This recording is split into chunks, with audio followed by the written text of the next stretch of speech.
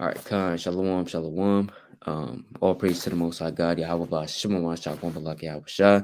Right, that's all praises, honor, glorification unto the Most High God, Yahweh, in the name of His own begotten Son, Yahweh Shah. This brother Yasha Allah. Brother Abai. Khan, come back, show yet another video through the spirit and power of Yahweh, Bahashem, Mahashiach, Malak Yahweh Shah.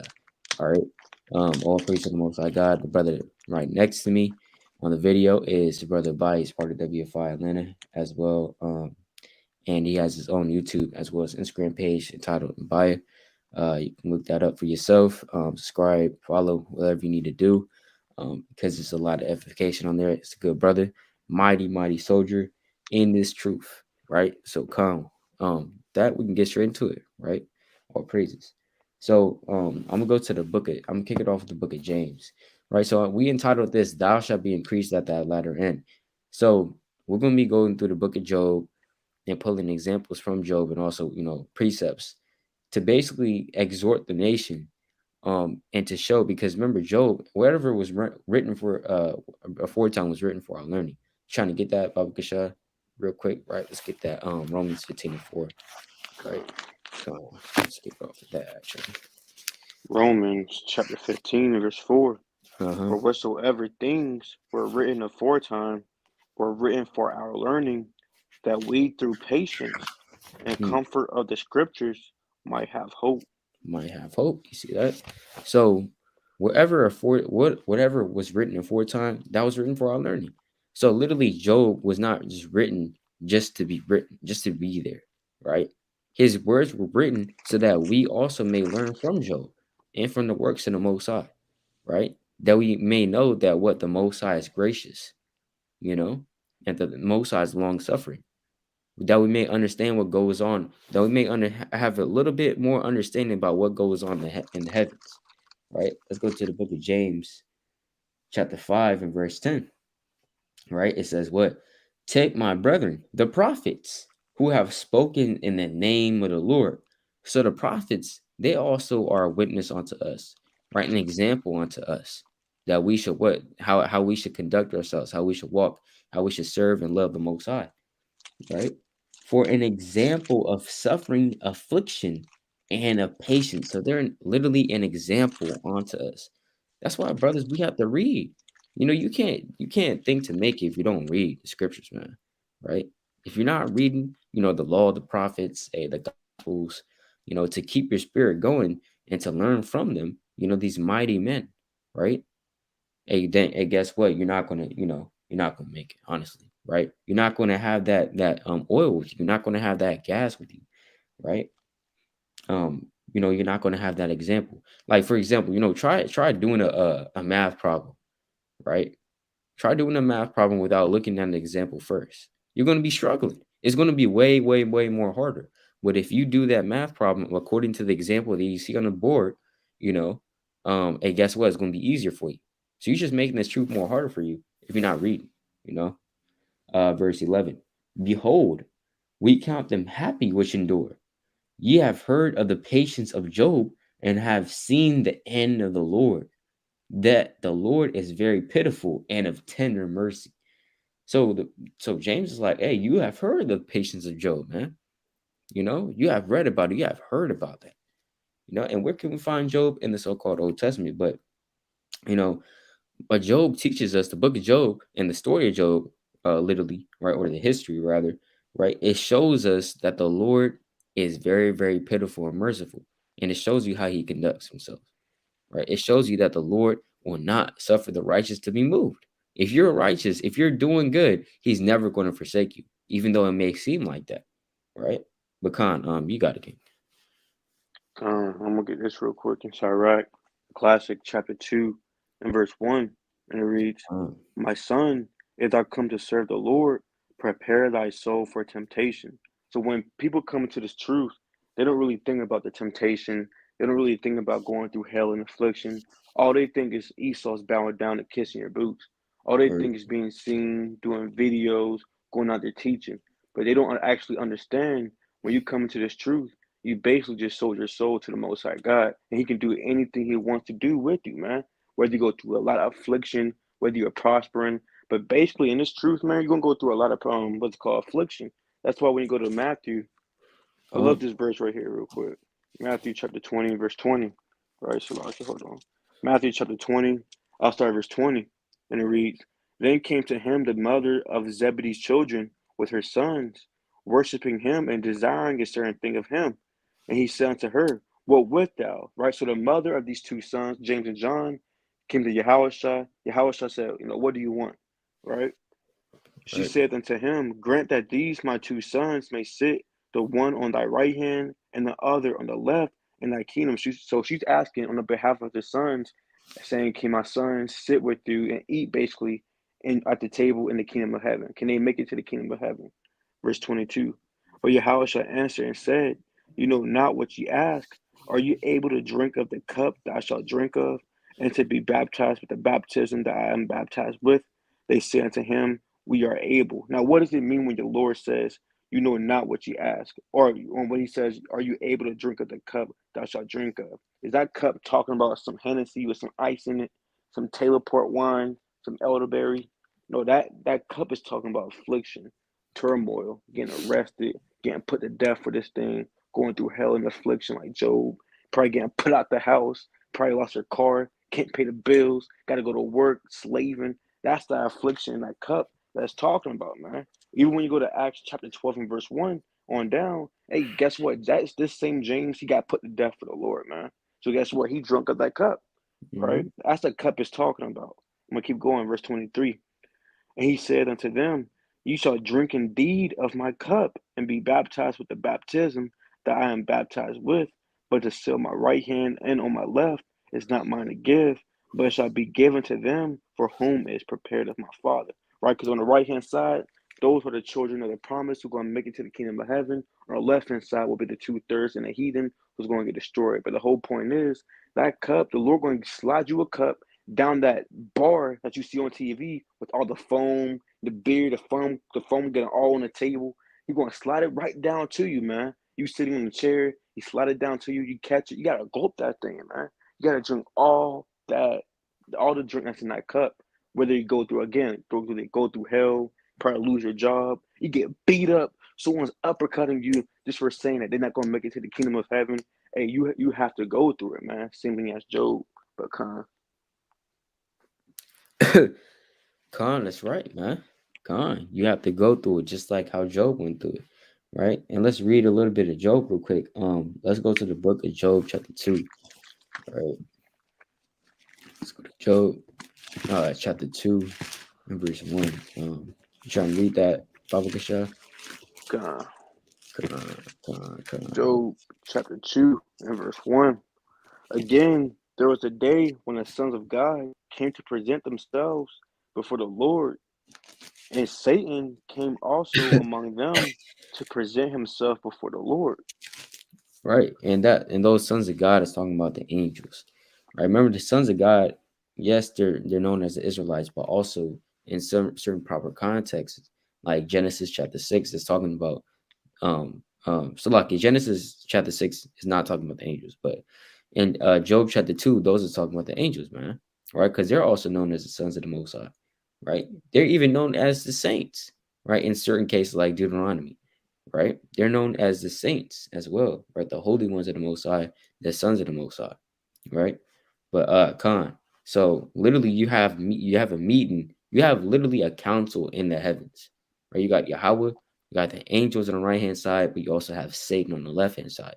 He's part of that council, you know. Don't think the Lord is just, he never does the evil, right? The Lord literally said he does the evil, right? I'm gonna get that precept real quick. Uh, and we're about to demonstrate that as well. But Lord willing, when you go to Isaiah, right, chapter 45, let's get this real quick. It's the book of Isaiah. Oh damn, Isaiah chapter 45 and verse 7. It says what? I form the light and create darkness. I make peace and create evil. I, the Lord, do all these things. So the Lord does all that, the good and the bad, and he uses Satan to do the evil. All right, Con, you got it. Yeah, the Lord be sending evil angels amongst people to either All right. deceive you. get you put to death. All hell be breaking loose, man. The Lord's not a man that he should just be all love, all Yeah. joy. Not the Lord said he's angry with the wicked every day. So Right. what's going on, man, with the Christians saying that the Lord is all love, man? Even though he's the one who be calling for your soul if you go off, right? I won't get this precept. I might Right. get another one after this one. But this is the book of Deuteronomy 32 and verse 39. See now that I, even I am he, and there is no God with me. I kill and I make alive. I wound and I heal. There is there any that Slocky, neither is there any that can deliver out of my hand. So the Most High God, He's the one who be killing. He's the one who be healing this thing. He's the one that be sending Satan to destroy people, get them put to Mhm. death. When you like, I believe we did a video on this already. Like you be seeing a car crash on the interstate and someone die, someone neck come out of place. Like the Most High did that, man. Right. Right now, you can say I'm going off, but you can take that up with the Most High God. And guess what? If you do that, go ahead and do that. The Most High might do it to you, man. Right? I won't get this precept real quick though. Right? This is the book of Psalm, chapter 78 and verse 49. He casts upon them the fierceness of his wrath. Slakia. He casts upon them the fierceness of his anger, wrath, and indignation and trouble by sending evil angels among them. So Satan, it's not a coincidence. It's not what's it called. It's nothing out the blue that Satan has to report to the Most High God. That's order. The Most High God's over everything. So Satan reports to the Most High God. Guess what? The Most High God gave him an order and things in that nature. That's what you see in Job. Right, but Con, you got it. Con, that's right, man. That's right. And we're about to see it right now, happen in place. Con, let's go back to that real quick. Joel 2 and 2. Con, Job chapter 2 and verse 2. And the Con, Lord said to Satan, from whence comest thou? And, right? Sa- and Satan answered the Lord and said, from going to and fro in the earth and from walking up and down in it. See that? So he go, hey, Satan goes to and fro throughout the earth and walks up and down in it, causing all manner of evil and hell, right, throughout the earth. You sinning, hey, that's Satan right there, right? And when a damn like a school shooter pops up at a school, it's like elementary school, and decides to just pull out his damn machine gun, start blasting the kids, right? That's Satan right there. And we know that, hey, on another level, that's the Lord, right? Because remember, Satan is under the authority of the Most High God, right? But on another fold, that's Satan, in that man, that's manipulating his mind, making him do that, right? So whenever we go, hey, that's Satan. You know what I'm saying? That has entered into you to cause you to go off. Because Satan, and guess what? He's also known as the accuser of our brethren as well. Right? He will make you go off. He will tempt you. He will make you go off, and then blame you. Hey, go up to the Most High and be a damn, hey, just be what he is. Look it. You know what I'm saying? Look, are you just gonna let that fly? He just denied you in front of your face, right? He just denied you. He's the prosecutor. You know what I'm saying? Satan is the prosecutor. He'll prosecute you in front of the Most High. That's why we have who a defense lawyer on a lack of better terms. Yahweh Shah, right? Who's on our right hand side, who is pleading for your cause every day by day. Because guess what? We sin every day, right? But if you got a precept, you can bring it out. This is the book of Second Chronicles, chapter 16 and verse 9. For Con, the eyes of the Lord run to and fro throughout the whole earth to shew himself strong in the behalf of them whose heart is perfect toward him. Herein thou hast done foolishly, therefore from henceforth thou shalt have wars. So the eyes of the Lord, the angels, the death angels, they run to and fro on the earth. You may right, see, you may about to get in a car crash or something, and guess what? The angel of the Lord have you steer this way and that way and keep you safe. Or on a better sense, you may be rolling up a blunt. You know you're not supposed to be smoking. You got fringes on, you got a meter on. You're on the stairs in an apartment complex, but to roll up a blunt, and guess what? Hey, the angel of the Lord, they're gonna roll up on you. And now you in the spiritual world, man. So you gotta understand that these angels, they're all over the place. They behold the evil and the good. I won't get one more precept right inside, right? Stop thinking that you're by yourself in the dark and thinking that like no one sees you. Hey man, stop fooling yourself. The Lord sees you. He knows exactly what you're doing. He knows your uprising and your down sitting. But this is the book of Sirach, chapter 23 and verse 18. And it reads, A man that breaketh wedlock, saying thus in his heart, Who seeth me? So you got foolish people saying, Who seeth me? They can't see me committing adultery. They can't see me committing fornication. Yeah, I'm an Israelite, but I'm gonna smoke this blunt. And guess what? No one sees me because I'm in my own place and they can't see me. That's the mind of our people. When they eating bacon, pork, they ate at Thanksgiving dinner and I'm about to eat at Christmas, they're gonna be like, Who sees me? The most high won't know, right? It reads, I am compassed about with darkness, the walls cover me, and nobody seeth me. What need I to fear? The Most High would not remember, Slakia, the Most High would not remember my sins. Such a man only feareth the eyes of men. And that's the reason why they say that. You got a lot of false prophets in the nation of Israel, right? You got a lot of wannabe Israelites who act like they put on a show. Yeah, yeah, I know all these precepts. Yeah, I got fringes on. Yeah, I'm a real soldier. But behind closed doors, guess what? They faking this thing, man. They barely wear their fringes, right? The only time they wear fringes is to camp. They don't study. They don't read. They don't do anything. But when it's time for the Sabbath, you go to camp. Now he's a mighty brew, right? Let me keep going though. And knoweth not. So I'm gonna read it again, verse 19. Sirach 23 and verse 19.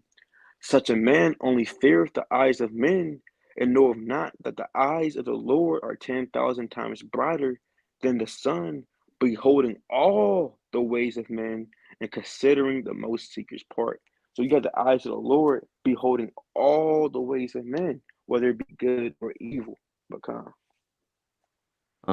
that's right. That's right, man. Oh yeah, I got a point too on that.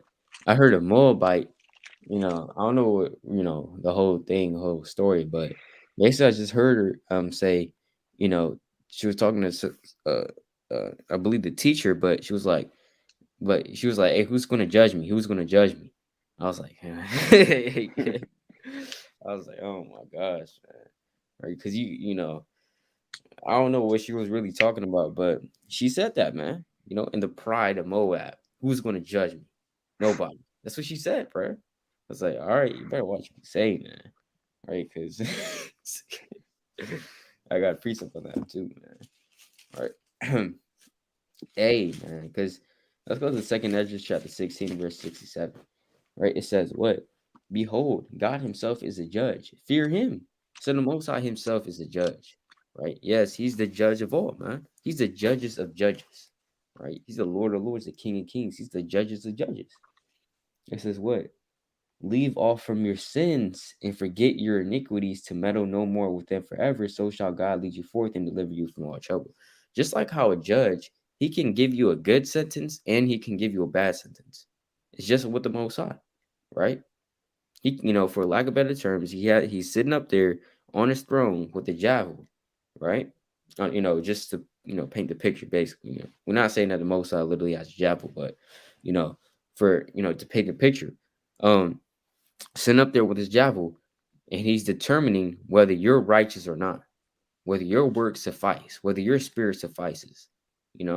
How many sins have you committed, right? To what extent are those sins? Are you worthy? Right? And the Most High, he calls the final say so, man. Yeah, he heard Yahweh Shah, the best lawyer, right, in the whole universe. He heard Yahweh Shah on that matter. He also heard Satan, and he's going to make the final call, just like how a judge would. He will listen to the prosecutor, and he'll listen to the defense lawyer, right? He's going to hear both sides of the matter, and guess what? The judge he makes a final call, man, right? But guess what? On the flip side, if the Most High is the judge and he can give out good sentences as well as bad sentences, who's going to deliver out those bad sentences? It's going to be Satan and his angels. That's who does it, man. Right? That's what people don't understand. They think that the Most High is all about love, hugs, and kisses, man. That's not so, right? We understand that the Lord is about um, doing the good and the evil that's upon earth. But at the same time, all the works of the Lord are righteous. Even the Lord putting Job through that affliction, and guess what? That was in righteousness. All the works of the Lord are exceeding good. Real quick, I'm just get that real quick. Even the Lord putting it into a spirit of a man to shoot up a school. Guess what? That's part of the divine plan of the Most High, which works together for good. Sirach chapter 39 and verse number 15. It says, magnify his name and show forth his praise with the songs of your lips and with harps. And in praising him, you shall say after this manner, all the works of the Lord are exceeding good, and whatsoever he commandeth shall be accomplished in due season. See that? So all the works of the Lord are exceeding good, man. Right? Come. I want to get a precept on what you said about that nasty Moabite real quick. It's a book of Wisdom of Solomon, chapter 4 and verse 20. And when they cast up the accounts of their sins, they shall come with fear, and their own iniquities shall convince them to their face. So when, like the brother's saying, when Mm. that gavel comes down, boom, boom, boom, right? Guess what? You're gonna get the sentence. And you're gonna have a Moabite trying to plead, but guess what? It's too late. In Daniel chapter 7, verse 10, it says the books are open and the judgment is set. Right when that gavel comes down, you cannot change that judgment. When that gavel comes down, it's either you're guilty or you're not guilty. It's not, you're guilty. The gavel comes down. Then now you're not. Now you're not guilty. No, man. Right when that gavel come down, that's the verdict, right? Let me get a precept real quick when the brother gets back. That's Right. right. Right. Let me just get this precept real quick. Daniel chapter 7. Daniel chapter 7, verse 10. So she's saying that who's going to judge me? Your own iniquity can convince yourself, man. Convince it to your face, like it says in Wisdom of Solomon. It's Right. Daniel 7 verse 10. A fiery stream issued and came forth from before him. Thousands minister unto him, and 10,000 times 10,000 stood before him. But that's the point. The judgment was set, and the books were open. And that's what the Mm. brother was saying. But that gavel coming down.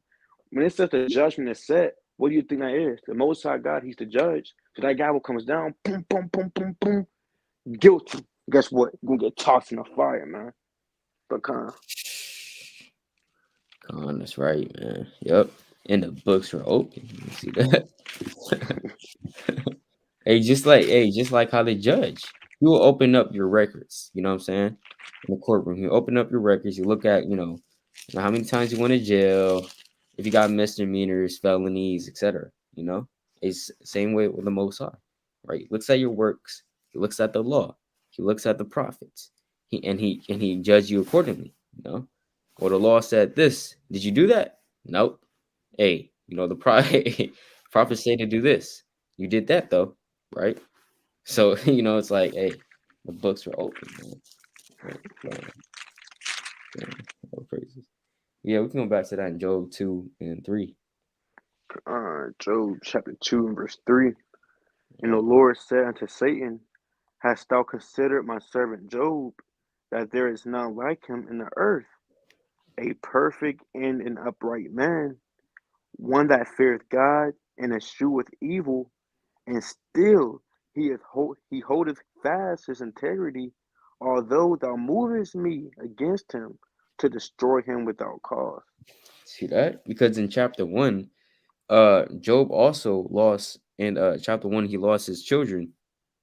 He had 7 sons, I believe, and 3 daughters, right? I believe that's Khan. So he had 10 children, and all his 10 children died. Also his cattle, his great abundance, all that he lost all that in chapter 1. You can read that for yourself, right? But literally, again, Satan is trying to tempt the Most High. Well, not tempt the Most High, but basically trying to destroy Job. He's moving the Most High to destroy Job, right? Without cause. Because guess what? Satan, he's out for us, man. Right? The more you're on fire in this truth, the more the Satan is trying to get at you, man. Right? And as much as Satan, he likes to pick off the weak ones, he also likes to attack the strong ones to bring you down, because he knows that the weak is feeding off of your spirit, right? So if you're strong in this truth, guess what? Satan, he might come 10 times harder as well, right? To try to bring you down, because he doesn't like it when you're strong in the faith, man. He doesn't like it when you're constantly serving the Most High. He hates that, right? He wants you to be brought down low. He wants you to, dwell in your sins. He wants you to go back into the world. Because you're one less Israelite to deal with. You know what I'm saying? Because guess what? This is Satan's kingdom right now. You think Satan wants to give up the throne, right? On a spiritual level. Satan, he doesn't want to give up the throne. Right? Let's get this precept, man. Revelation. That's talking about Esau and as well as Satan. Because remember, earth is given to the hand of the wicked. So Satan is also known as the prince of this world as well in the book of John. Right? The Lord said, after this, the prince of the world shall come, and shall have nothing on me, basically. Right? But he's, Satan is known as the prince of the world. That's as well as Ephesians chapter 2, verses 1 on down, the prince of the power of the air. Right? That's talking about Satan. So he's literally the prince of this world. Right? That's Second Corinthians chapter 4 as well. Talking about the God of this world. That's talking about Satan, man. Right? But let's go to Revelation chapter 12 and verse uh, 12. It says, "Therefore rejoice, ye heavens, and ye that dwell in them. Woe to the inhabitants of the earth and of the sea, for the devil is come down unto you, having great wrath, because he knoweth that he have but a short time." So he's going to, Satan's going to try to come at you, man. Right? He's going to come and try to get at you, tempt you every which way. Like, how we're about to get into it, Lord willing, but he might come at you through your woman. If you have a wife, he might come at you through your wife, your own wife. That's supposed to be your own rib, right? That's supposed to be your own, she's supposed to be a part of your flesh, but she can come at you, man, right? And that's Satan. That's not her intentionally doing that, but that's Satan, you know? And Satan can come at you through your parents, through your co-workers, through your boss. He's making you work at your hours on now you working in the Shabbat. Now you feeling like you're condemned in your mind. And oh man, I'm not worthy, man. Right? Now you don't want to do the video because you're thinking that you're not worthy. Now you don't want to go to camp because you worked on the Sabbath. Right? So and then now one thing leads to another, right? And you condemn yourself in your own mind, and then now you fall out the truth. Right? So guess what? Satan, he can get at you any which way, man. And that's why he's coming down extra hard in these last days, because he knows that his kingdom is only going to be sustained for a very short time. But you got it. Yeah, Satan gonna come and jack you up through the spirit, man. He gonna try to tempt Right. you, whether it be through what's called objects, if brothers have ears to hear, whether it be through your woman, Hmm. your mother, your dad, anything. Man. He gonna use anything to get you out this thing, man. Right. I Right. want to get this real quick in Matthew chapter 4. I'll start at verse 6, and it reads, I'll start at verse 5. Then the devil taketh him up into the holy city and setteth him on a pinnacle of the temple. So Satan, taking your house out on the pinnacle of the temple. Verse 6. And saith unto him, If thou be the Son of God, cast thyself down, for it is written, He shall give his angels charge concerning thee, and in their hands they shall bear thee up, lest at any time thou shalt dash thy foot against a stone. So, hey, Satan just pulled a verse out on your house shop, man. Satan knows the scriptures. You might be asking yourself, can I do this? Can I do that? Can I do this, that, and the third? You might go on YouTube and you scroll down. You've been on the YouTube for 10 minutes. You scroll down to one video saying, yes, it's okay to commit fornication. All you have to do is repent. And they pull a verse in Acts chapter, I don't know, Acts chapter 2, right? Acts chapter 2 saying you have to call upon the name of the Lord and things of that nature and get you like, okay, I agree with that. I agree with that. Man, Satan did that to you, man. Satan did Yeah. that to you. Now, guess what? You get destroyed in this thing. Satan knows Right. these scriptures and how to what's it called misconstrue the scriptures to make it seem like it's good for you, right? That's why you have to have the eyes to have to know what's going on. Then after you I'm gonna get one more precept actually. I don't want to jump the gun, but I do want to get this precept though. Right? I know brothers want to go into it later probably, but I want to get this real quick Yeah. in Matthew. You said what? Oh, so like I just said, you got it. I want to get this real quick in Matthew chapter 16 and verse 21, and it reads, From that time forth began Yahushua to show unto his disciples how that he must go unto Jerusalem and suffer many things of the elders and chief priests and scribes and be killed and raised again the third day. Then Peter took him and began to rebuke him, saying, Be it far from thee, Lord, this shall not be unto thee. So Peter, but it's really Satan. Peter came to Yahushua saying, Look, Lord, you don't have to do this. You don't have to die for the nation of Israel. Right? Verse 23. But he turned and said unto Peter, Get thee behind me, Satan, for thou art an offense unto me, for thou art an offense unto me, for thou savorest not the things that be of God, but those that be of man. Now, what if Yahushua, he would have been like, okay, Peter, you're right. I don't have to die for the nation of Israel. I wouldn't be here. Yasharallah wouldn't be here, and you watching this wouldn't be here. And guess what? If Yahushua did say that, he will go back to the Most High and accuse Yahushua to the Most High God, man. Just for the Most High God is what's it called, to make Yahushua destroy the things not nature. But Yahushua didn't do that because he perceived that it was Satan. So really, you got to be on your you got to have a spiritual level to perceive what's Satan and what's not. But Khan, that's right. That's right. That's spiritual discernment. And Khan, Shalom Des, man. All praises, man. Shalom. Man. Khan. Yeah, Khan, that's right. You gotta have that spiritual discernment, right? But Khan, yeah, yeah. Is but Khan, yeah, we can go to it. Joel chapter 2, Job chapter 2 and verse 4. And right? Satan answered the Lord and said, Skin for skin, yeah, all that a man hath will he give for his life. Mm-hmm. But put forth thine hand now, and touch his bone and his flesh, and he will curse thee to thy face. See that? He will curse these to thy face, man. And that's what Satan he says to the Most High concerning you. You being a servant of the Most High, right? He's gonna be like, hey, you know, yeah, yeah, brother, bye, yeah, strong brother. Like, hey, the Lord, he might be like, hey, has thou considered my servant Abiah that is diligent, in every work, and that it has a perfect spirit, right? Hey, guess what?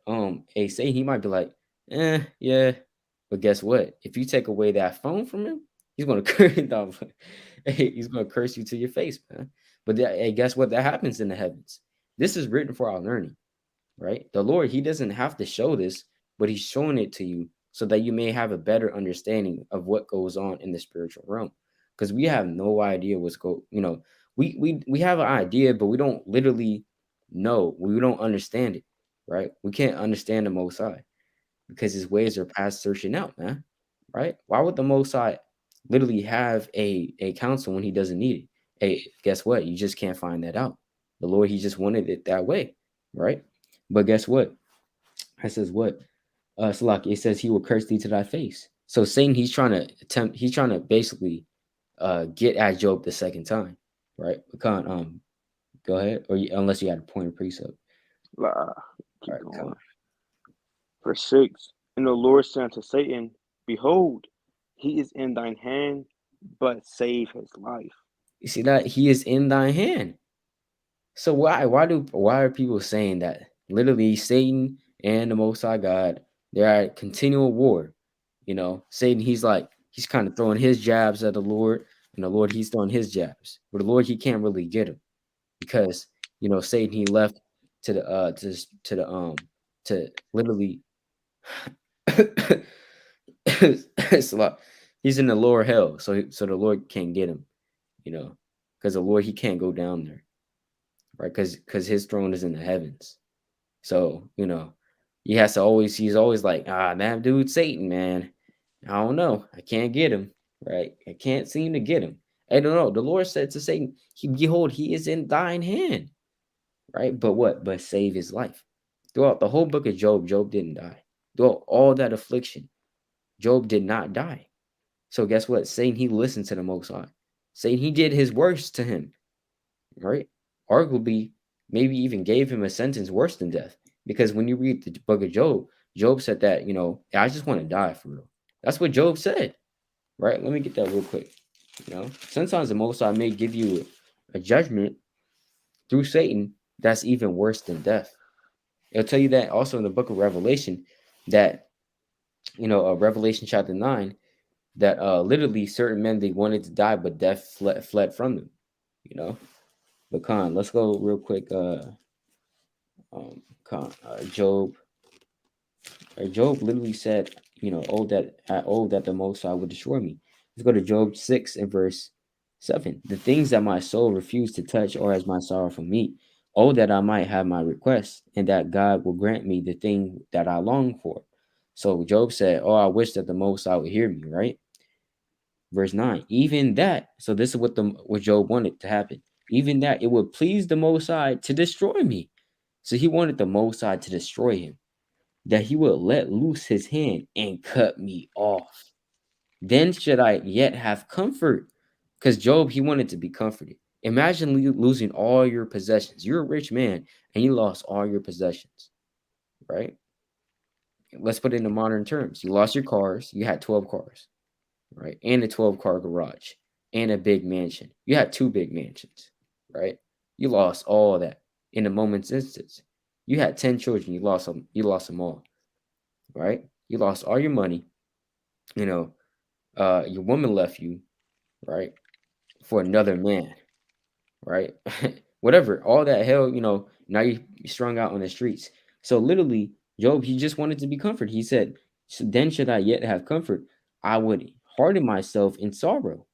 Let him not spare, for I have not concealed the words of the Holy One, right? And so Job said, look, I have not concealed. That's one thing I can say, that I have not sinned with my lips, right?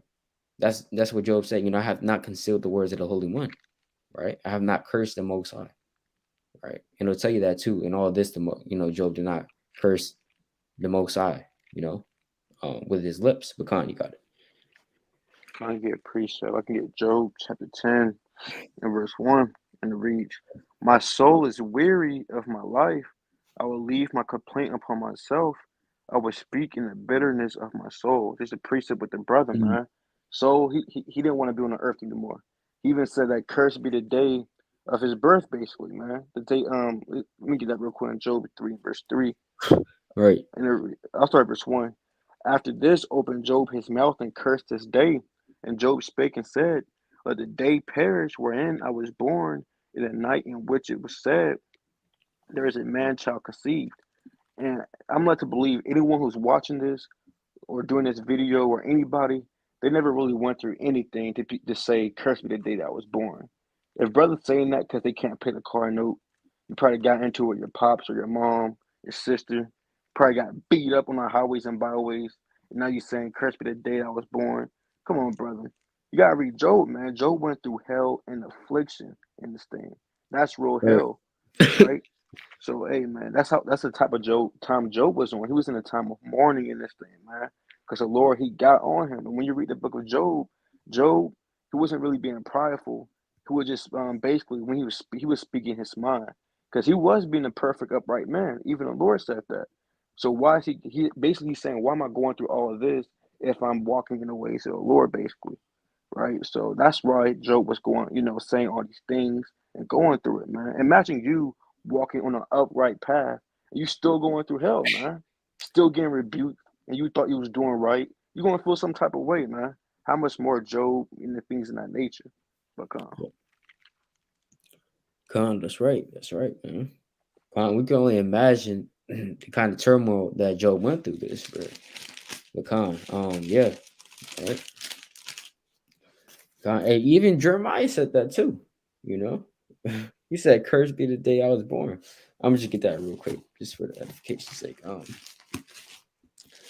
Right, even Jeremiah said that, man, because Jeremiah, he was going through a lot as well. See that, and relates back to the precept we read in James, that the prophets, right, are a witness, or it's like an example of what patience and suffering, you know. But on, let's go to Jeremiah. Don't think that don't be so quick, right, to be like, I want to be Jeremiah back on the earth, right? Right? I want to be a major prophet back on the earth. Guess what? That lot is very, very heavy, because guess what? These prophets, they have to go through a lot. They have to go through a lot of pain, a lot of persecution, right? All of that, you know, to be at the point that they were in. Go to Jeremiah chapter 20 and verse 14. Cursed be the day wherein I was born. Let not the day where my mother buried me be blessed. Cursed be the man who brought tidings to my father, saying, a man child is born unto me, making him very glad. And what's funny is Job and Jeremiah is basically saying the same thing. Let that man be as the cities which the Lord overthrew and repented not. And let him hear the cry in the morning and the shouting at noontide, because he slew me not from the womb, or that my mother might have been my grave, in her womb to be always great with me. Wherefore came I forth out of the womb to see labor and sorrow, that my days should be consumed with shame. See that? So Jeremiah, he said, hey, guess what, man? Cursed be the day in which I was born, man. Right? Because guess what? Just like how the brother said, I'm pretty sure us up here, we haven't gone through the same affliction that Jeremiah and Job has went through, you know, to even say, hey, cursed be the day I was born. Hey, Jake, he's saying, hey, just because his woman left him. Ah, damn it. Right? Cursed be the day in which I was born. Guess what? Hey, guess what? Hey, these prophets and Job, they went through a whole lot more, man, than just your woman leaving you. All right, but Shoot. we're going back to that then. Job chapter 2 and verse 7. So went Satan forth from the presence of the Lord, and smote Job with sore boils from the sole of his foot unto his crown. Right, and these sore boils is like painful sores. You know what I'm saying? From the all the way from his feet onto his head. Right, so that hurts. Right, you got it. Verse 8. And he took him a potsherd to scrape himself withal, and he sat down among the ashes. Mm-hmm. Then said his wife unto him, Dost thou still retain thy integrity? Curse God and die. You see that? So Satan can come at you through your woman, right? And say, what? Doest thou still retain thine integrity? Are you still, you still serving the Most High? Just curse him. Just curse him and die. I don't know why you still out here. Why you still trying to pray unto him? You know? Hey, that might happen to you in this truth, right? The woman might say to you, you know, are you still in that Hebrew Israelite thing, right? Why don't you just, come to Christmas dinner, right? Why don't you just, what I'm saying, come with us, right? We're watching a damn movie Friday night, the movie theater, right? With my damn Edomite friends, right? Why don't you just come with us? Are you still trying to serve the Most High? You lost your car, you lost your job. Surely, it looks like God is not with you. You know, though it may seem like that on the physical level. Guess what? We don't know what's going on in the heavens, right? We don't know. It may seem like the Most High has literally forsaken a man, but we really don't know.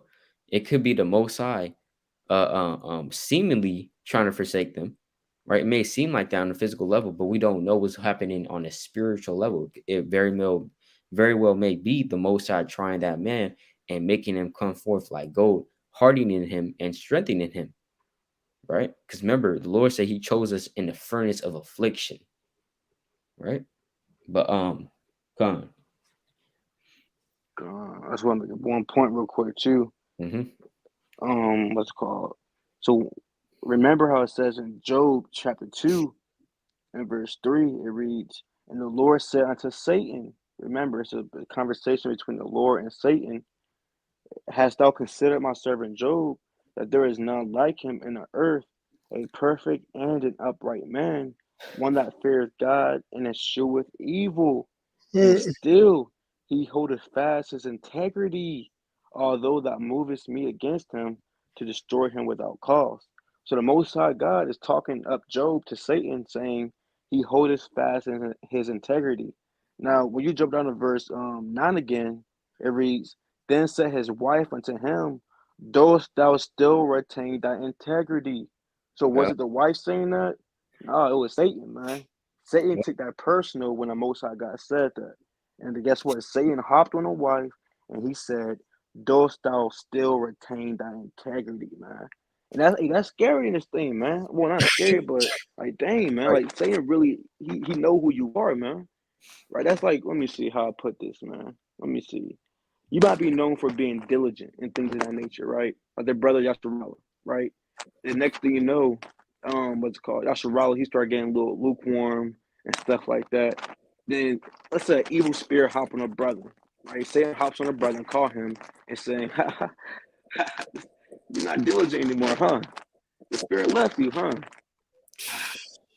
What a shame, man. Shalom. Then he hangs up the phone, man. That's Satan right there, man.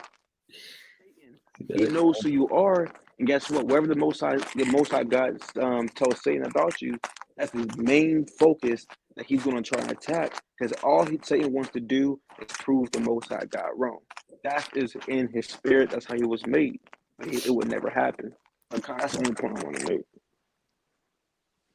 that's right, man. That's right. And also, so like you had like a lot of static when you were talking. Is this still staticky? I got my AirPods on. Okay, Con, we good now. We good now. Con, Did you hear the point with the integrity thing though? Con, yeah, yeah, we heard it. It was just like it looked like, or it hurt like you were like moving your phone or something like that. Con, Oh, it's a yeah, lucky we good. con. Con, no, y'all good. Y'all good. Con, but yeah, man. Hey, that's right. That's right. It's crazy. Yeah, you know. Con, yeah, right. Verse, con, we can go. Con. Verse 10. But he said unto her, thou speakest as one of the foolish women speaketh. What? Hmm. Shall we receive good at the hand of God? And shall we not receive evil? And all this did not Job say with his lips. See that? Hey, that's hey, Job, he got on her, man. He said, Thou speakest as one of the foolish women speaketh, right? You speak it like a damn fool, you know? Do you not know what's happening? Do you not know what's going on? What? He said, What? Right? That's Jake, you know what I'm saying? He's like, Hey, what? Shall we receive good of the Lord? Right? It's like it. Good at the hand of the Most High, and shall we not receive evil? Exactly. You're going to receive both, man. Right? You're going to receive both. The Lord, he giveth and he what taketh away, right? That's scripture, right? He's the one that kills and he's the one that heals. Let's get that real quick. First Samuel, all right,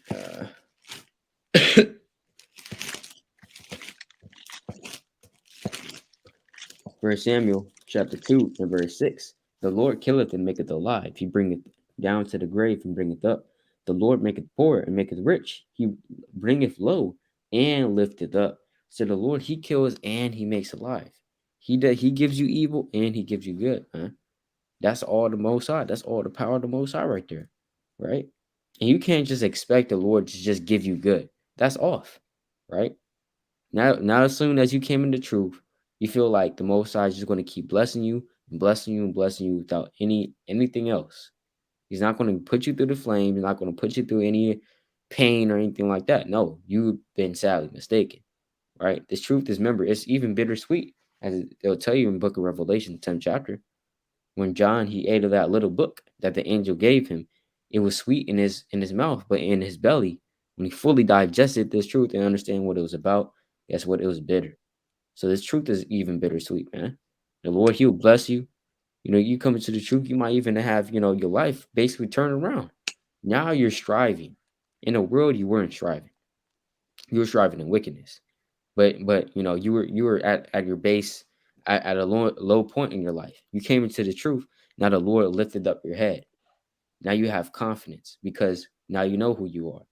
You walk like a king because you understand that now you're a king, et cetera, et cetera. Right? Now you know the breakdowns. You know what this Bible is talking about. So that gives you confidence in the Lord. But at the same time, the Lord can also take away stuff, and that's Iraq chapter 4. That's wisdom trying as well. Become. Con got the precept in Job chapter 9 and verse 12. Or got the Mhm. precept. And it reads, Behold, he taketh away, who can hinder him? Who will say unto him, what doest thou? So the Lord, he can give to you, he may give you this truth, and knowledge, wisdom, and understanding. He may give Right. you certain things that you've been asking for. He may give you an increase in fruit. He may give you a husband or a wife. He may give you things that you need. He can give you those things easily. The Lord's hand is not short to do so. But guess what? The Lord can also take the things away too, man. He can Mhm. take all that thing, he can take all of it back, give it back. You can't do nothing about it. He's gonna push you down and say, "Give it back," and he's Damn. gonna disappear and hop out. You can't do nothing about it, man.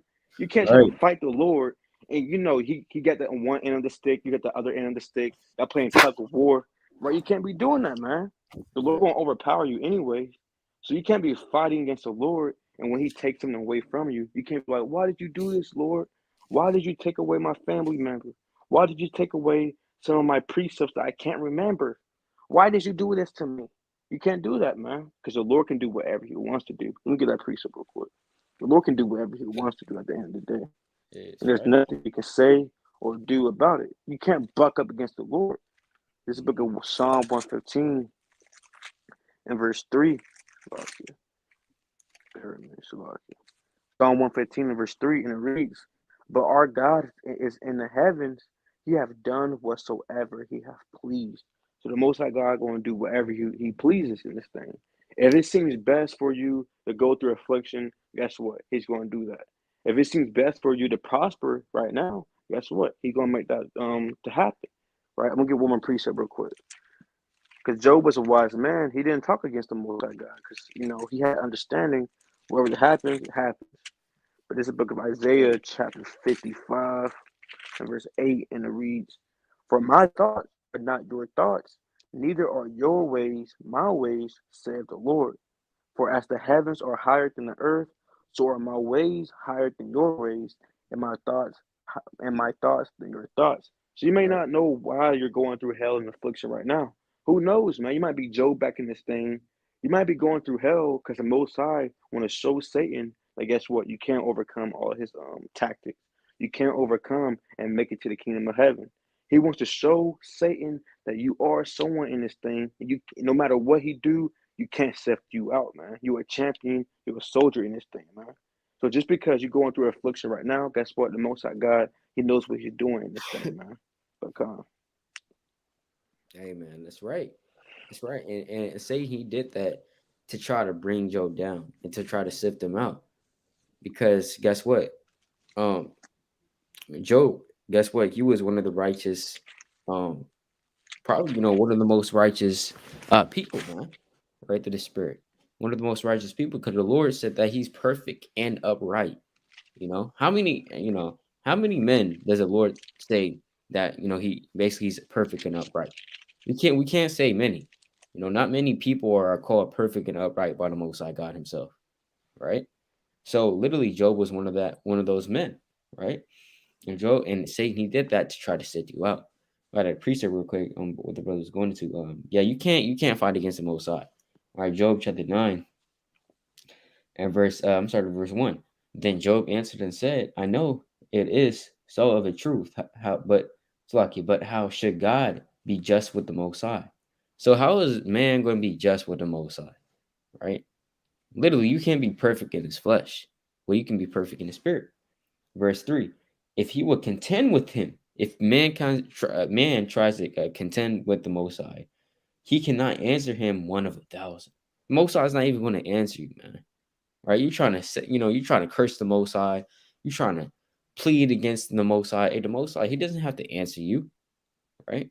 Who are you? He doesn't have to answer to you. He doesn't have to come down in a big old chariot, right, in the visions of the night and say, what? And say unto you, you know what I'm saying? Hey, come into the chariot, and I want to explain thee all things, right? You come into the chariot in a vision of the night. And then the Lord, He flies around, and then He's giving you the breakdown, right, face to face. So you've seen the Lord face to face. It's like, hey, so the reason why I made that woman to leave you is because down the line this is going to happen. So it all connects with this. Hey, the Lord, He doesn't have to do that, and He's probably not going to do that, right? Because Job chapter 9 verse 4. He is wise in heart and mighty in strength, right? Who have hardened himself against him and have prospered. You see that? Who has hardened themselves against the Most High and have prospered? That's a rhetorical question, meaning that there's no answer to that, or there's an answer is very evident. Nobody, right? Nobody has hardened themselves against the Most High and has prospered. That's like you fighting against your Creator, man. It doesn't make any sense, But come.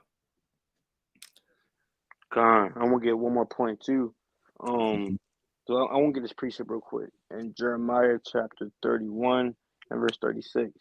If those ordinances depart from before me, saith the Lord, then the seed of Israel also shall cease from being a nation before me forever. Now you never Right. know what goes on in the third heaven, right? The reason why Satan might come after you so hard is because the Most High probably made a promise or something like that. He probably made it's basically the same thing. If you sift out Yasharala, I will never be the Most High God anymore. I will let Satan rule forever. He probably made that. Hey, he probably made that ordinance, man. You never know what goes on. If he made an ordinance saying, if those or basically the sun and the moon don't I'll read it real quick. Jeremiah 31. I'll start at verse 35. Thus said the Lord, which giveth the sun for a light by day, and the ordinance of the moon and of the stars for a light by night, which divided the sea when the waves thereof roar. The Lord of hosts is his name. If those ordinances depart from me before, slaughter from before me, saith the Lord, then the seed of Israel also shall cease from being a nation before before me forever. So if the things don't what's it called? If the ordinances of the heavens don't follow the Most High God's orders, he would cast off the seed. But Salakia, if Esau finds out the measurements of the heavens and things of that nature, guess what? The Most High God will cast out Israel. That's still right now. If Esau finds out the measurements of heaven and things of that nature, he will cast out Israel. That's why Esau have all these spacecraft, NASA, and things of that nature, because they want to find out the measurements of Earth, so that Most High God will cast out Israel. But on another fold, though, why I'm Right. bringing this out because the Most High he might make an ordinance or make a saying like this, saying if you sift this person out, guess what? I'll let Esau rule forever. They ain't gonna try and get that, man. But that's all I want to bring out. Yeah, con. Yeah, that's right, man. Con, that's off. That's off. Okay, con. Um, yeah, we can go back in Job too.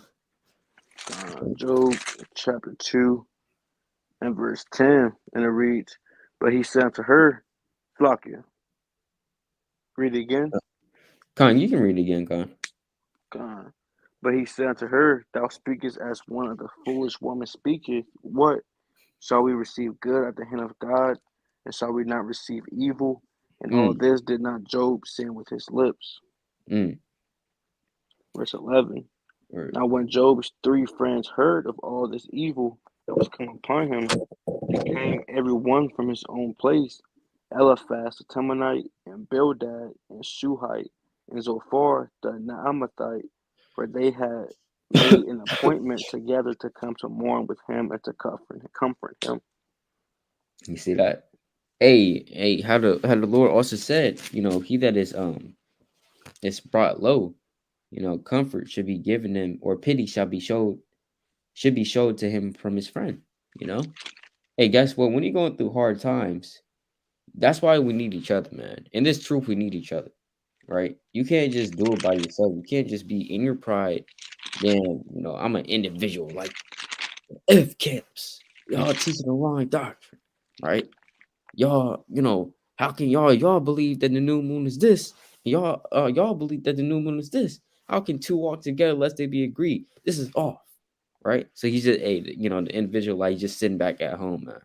He doesn't go to camp, you know. He doesn't want to congregate. He doesn't want to contact brothers, right? He just wants to scoff all day, right? Goes up to the YouTube channel, says Unity Camp, y'all brothers are going off. Amos 3, right? Chapter 3, right? Or it's like in verse 3. To kid two walk together. He's just posting that through the chat, right? Through the live chat, just posting that, right? And he's damn sweaty. He's like, yeah, I'm doing the work of the Lord. Got the Cheetos next to him, right? He's gaining like damn 5 pounds every day. He doesn't, he barely goes to work. You know what I'm saying? He's living in a nasty apartment, right? In a nasty apartment, not just an apartment, right? But a nasty apartment. Okay. Now, I'll just put that out there, right? He's living in a nasty apartment. You know what I'm saying? His situation not good because literally he's trying to scoff against a brother, you know? But yeah, you need each other in this truth because literally those men that were there, they also did cause a little bit more affliction to Job, but they also brought the truth to the matter sometimes, man. Because let's go to the book of Job, chapter 4 and verse 8. Even as I have seen, right? I'm gonna start at verse 7. Mm, I'm gonna start at verse 8, 3 real quick. Right, Job 4 and 3. This is Eliphaz, right? Behold, thou hast instructed many, and thou hast strengthened the weak hands. Thy words have upholden him that was fallen, and thou hast strengthened the feeble knees. But now it is come upon thee, and thou faintest. It toucheth thee, and thou art troubled. Is not this thy fear, thy confidence, the uprightness of thy ways, and thy hope? Remember that I pray thee, whomever perished being innocent, or where were the righteous cut off? Exactly. So the righteous, they're not going to be cut off, man. The Most High is not going to suffer a righteous man to be moved. If a man is kind of righteous in the eyes of the Lord, guess what? That man is going to receive a good reward. Verse 8, that's what the Lord promises. To every righteous man, there's going to be a righteous reward given unto him. And also women. Even as I have seen, they that plow iniquity and reap wickedness, so like you sow wickedness, reap the same. See, everyone that sows wickedness, if you're evil, you're wicked upon earth, guess what? You're going to receive evil to the Lord. That's just the just balance. Verse 9, by the blast of the Most High they perish, and by the breath of his nostrils are they consumed. The roaring of a lion and the voice of the fierce lion and the teeth of the young lions are broken, right? But yeah, Khan, so, that's it on that. But the Lord, guess what? If you do evil, I'm gonna get a quick precept on that as well. All right, let's go to Isaiah 3 and verse 10. It says, say ye to the righteous that it shall be well with them, for they shall eat the fruit of their doings. So the righteous, it's gonna be cool with you, man. If you're righteous, serving the Most High, you don't have to sweat because the Most High is going to protect you. Verse 11, woe unto the wicked. Slakia, woe unto the wicked, it shall be ill with him, for the reward of his hands shall be given him. So on the flip side, guess what? If you wicked, guess what? Judgment is coming onto you. And that's what Eliphaz is trying to teach Job. Job, Eliphaz is saying, look, if you knew that you weren't wicked, guess what? You good, you straight. I don't know why you stressing. Right? I don't know why you're, stressing and trying to die and all this stuff. Like Eliphaz said, just chill, basically. Chill. If you were righteous, you knew that to the best of your knowledge, you were righteous, right? Then guess what? You're gonna receive a good reward. This is for your benefit, right? But Khan. And but yeah, Khan, you got a king. Job, this book of Job, chapter 13, verse 2, and it reads, what you know, Shalakia, that's not the one I wanted. Shalakia, I think I want Job 15. Shalakia about that. Huh? Job, dang, was a good precept. Lord willing can find it.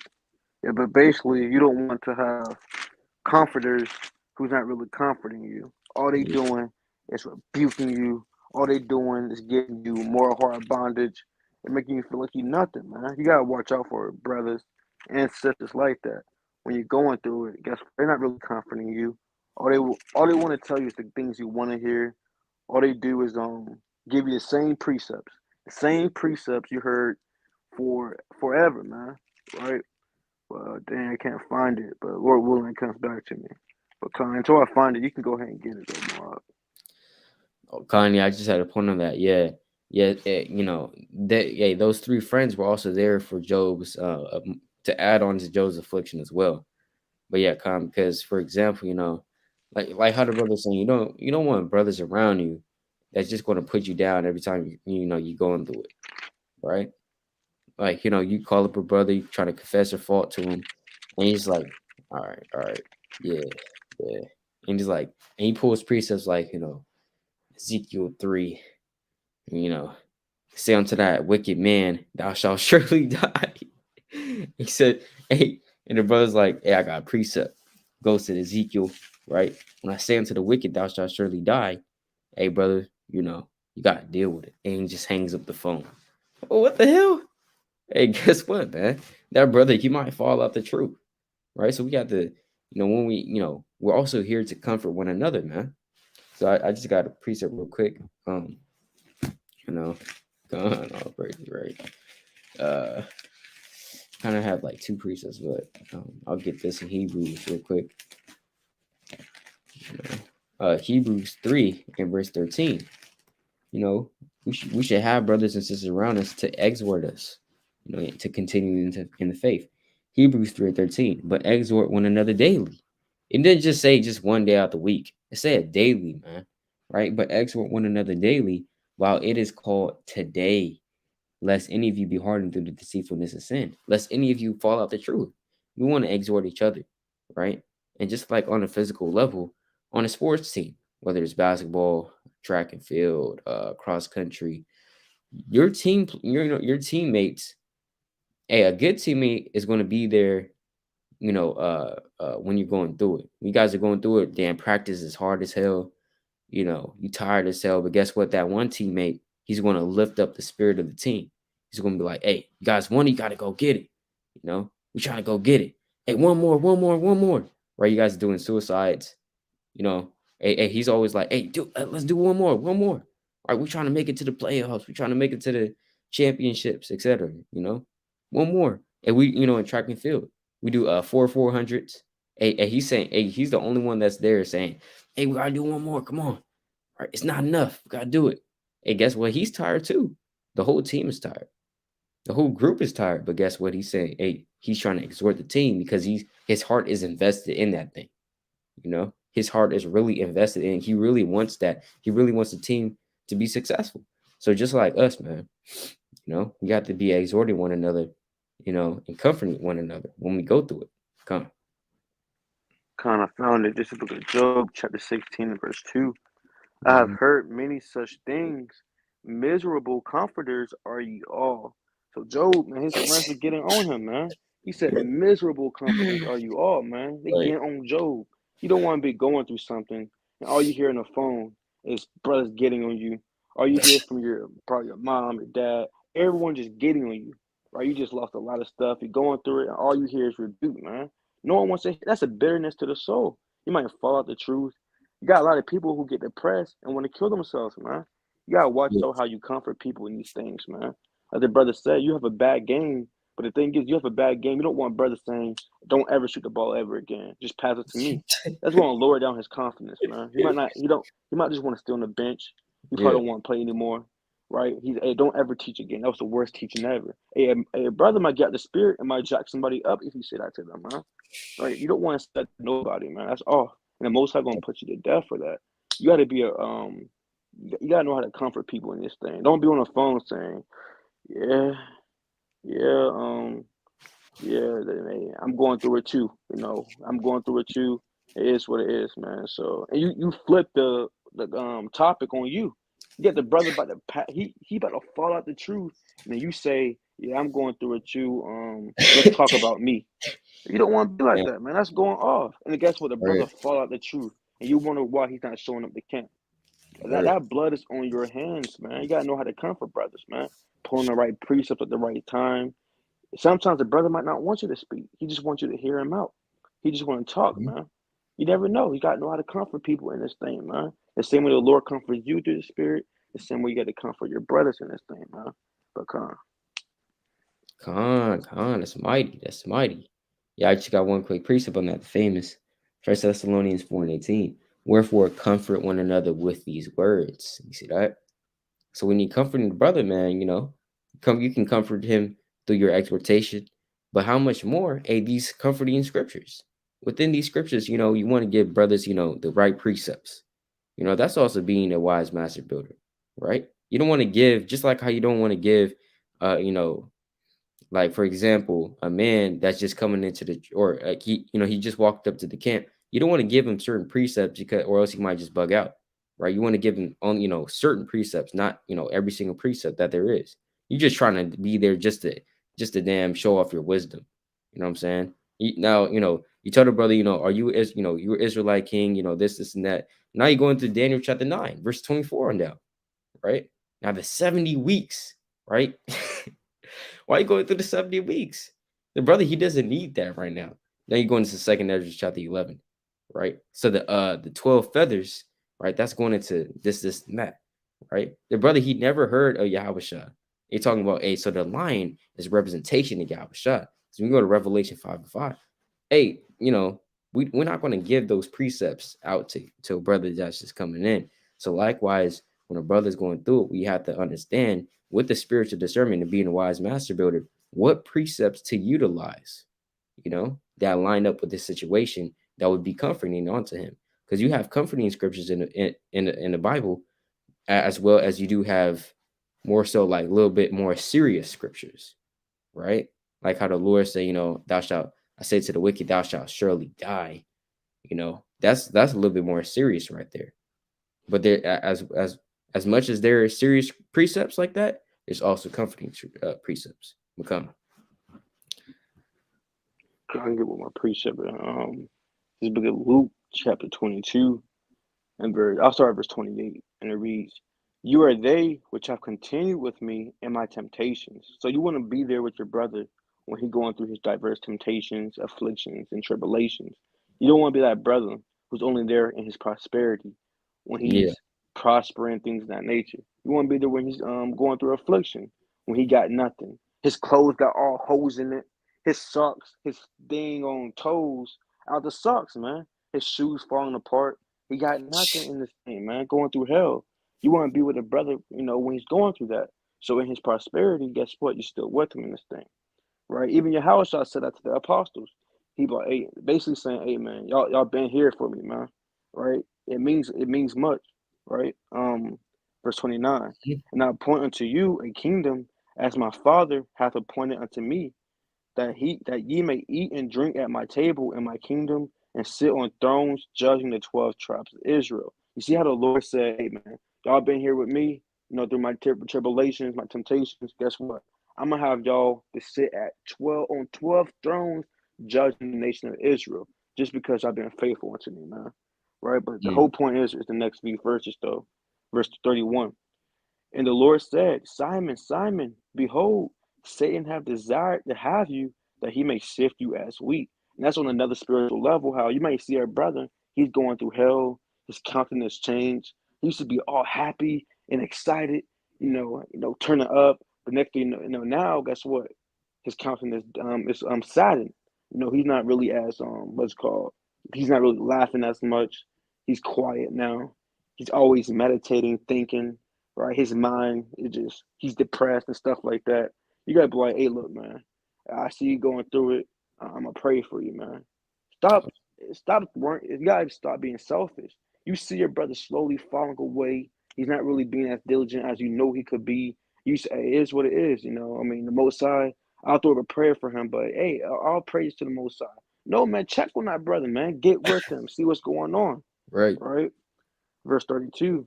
But I have prayed for thee, that thy faith fail not, and when thou art converted, strengthen thy brethren. But the Lord said, Mm, look, man, I pray for you, but when you get converted and stuff like that, you got to strengthen thy brethren too, man, right? Because they mhm. need you as well, right? They need you as well, but kind of, that's all. That's right. She got one more precept on that. It's the book of Proverbs 17:17. Read this real quick. It's the book of Proverbs chapter 17, the verse number 17. It says, it's like a friend loveth at all times, and a brother is born for adversity. See that? So a brother is born for adversity. When you're going through adversity, guess what? The real ones, they're going to be right alongside with you, man. All right, and those are your brothers. It doesn't have to be your physical, your actual blood brother. Be talking about what? Like someone of another tribe. It could be of the same tribe as you, but literally a brother is born for adversity, man. Right? That's a real brother right there that sticks with you even when you're in hard times and comforts you and lifts you up, you know? Because remember, we're in a race. We're all running in this thing. So if we see our brother fall, he kind of slips on the mud. Hey, guess what? We have to go back and pick him up, and let him get on his feet. So that when we pick him up, if we fall, he can pick us up. Because if we all fall, guess what? Who's going to pick us up, right? We know ultimately the Most High, but if we all fall at the same time, right, it's going to be hard to get up because we don't have any help. You see that? But yeah, Mm. come on. So yeah, man, right? But yeah, essentially, when you go to Job real quick, let's go to Job, uh, chapter 7 real quick because um, come on, let's go to Job chapter 7 verse 1, right? Because this also is spiritual on another level. This real quick, right? Job chapter 7 verse 1. Remember, everything is double to that which is. So as much as there is a physical application, there's also a spiritual application. Come on, you trying to read that, Bubba Kasha? Job chapter 7, verse 1. Come on. Is there not an appointed time to man upon earth, or not his days also like the days of an hireling? Right. So there's an appointed time upon with man upon earth. Right. There's an appointed time for you to die. There's an appointed time for you to be alive or alive. Right. There's an appointed time for everything, man. Because like by measure have the Lord measured the times. He'll tell you that in the book of Second Esdras, the 4th chapter. Right. And it says what? Are not his days also like the days of a hireling? Remember, a hireling, he only sticks around for about what 1 to 3 years, right? Only for a short period of time. A hireling, a person that's hired, a hired servant, he's not a servant forever, right? Uh, Real quick, let me get a precept on that. It's the book of Isaiah, chapter 17. It's Isaiah, chapter 17, I believe verse 13. Right, the days of an hireling. Okay, come on, Isaiah 16, verse 14. Right, it says, um, but now the Lord have spoken, saying, within 3 years, as the years of an hireling, and the glory of Moab shall be condemned, and with all that great multitude, and a remnant shall be very small and feeble. So the Lord said, within 3 years, as the years of a hireling. So 3 years is not, such a long time. Basically, what Job is saying is our years upon this earth is very, very short, just like how the days of a hireling are. Right, but Khan? Want me to keep going or Yeah, Khan, yeah. verse 2. Uh-huh. As a servant earnestly desireth the shadow, and as an hireling looketh for the reward of his work. All right, so just like how a servant in the heat of the day, he's working in the cornfields, he's working in the cotton fields, just like how our forefathers were. The heat of the day is damn hot, and we desired the shade. We wanted to go under the shade and just chill, man, right? But we couldn't, we couldn't. Just like how a servant would want to go under the shade, and as in hireling, looking for the reward of his work. So the hireling, he's a hired servant. He's working, he may be working in the field or tending to the cattle or whatever. But he looks for his reward, man. While he's doing that, right? He's then tending to the cattle, and he's thinking about in his mind, and what am I going to do when I get that money, right? What am I going to do? Right? I'm gonna get a new chariot. I'm gonna get this. I'm gonna get that. Guess what? He's meditating upon his reward.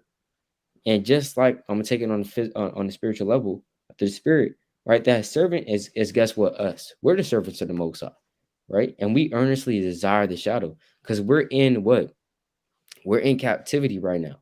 The Lord has us in captivity, so we're in the heat, the furnace, right? The sun is beaming down upon us. That's in the book of Song of Solomon, chapter 1 as well, right? Look not upon me because I am black, right? Because the sun have looked upon me. That sun is going into that affliction, right? We're going through hell and turmoil right now, right? It says what? And we desire the shadow. We desire to be covered by the Most High God. If that makes sense, right? And as in hireling, looking for the reward of his work. So the hireling, guess what? On another level, because the Lord, He hired us.